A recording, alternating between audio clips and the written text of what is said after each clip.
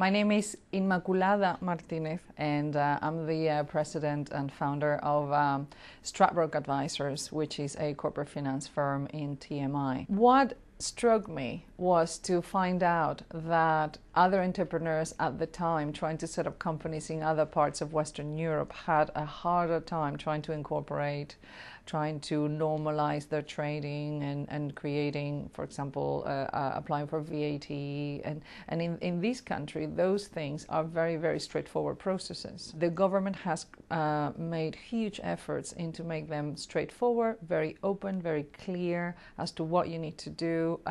Everything is digitalized these days, so you don't even need to handle paperwork. I do remember the first time back in 2000 when I applied for my first VAT status. There was a person from the VAT office that contacted us and said, "I've noticed you're a small emerging company in new technologies. This is 2000, and I'm going to come by your office and see if I can be of any help." I was flabbergasted.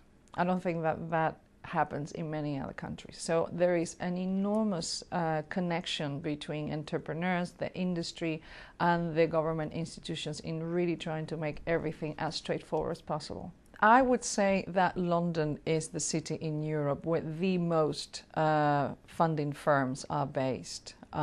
Let's not forget that when certain funds from the US came to Europe to look for entrepreneurial businesses to fund, they set up camp in London. The reach into sources of money in this country for entrepreneurs is quite varied.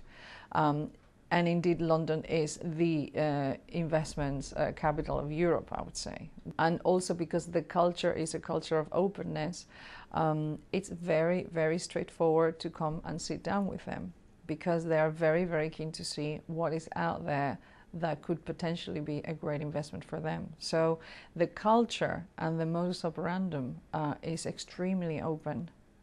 This country always looks to the outside. The connections that the entrepreneurs and the whole industry in this country has are not just with the other European businesses, but it's just across Asia, into Australia, into the US. London has become that focus, that centrifugal center that connects seamlessly and quite easily with other cultures, not just going towards the East, but towards America. It's in a privileged position. What's unique in the UK is that academics or new entrepreneurs coming to market with new creations, new technologies, new business models find it very, very easy to connect back to the mature large industry. So if you are an entrepreneur and you and your colleagues have a great proposition for a company, let's say like British Telecom, finding the head of R&D at British Telecom is just a LinkedIn away, and this person will see you. What I admire the most about entrepreneur business in China is, number one, their attitude. When they see an opportunity, my goodness, they go for it. Nothing will stop them.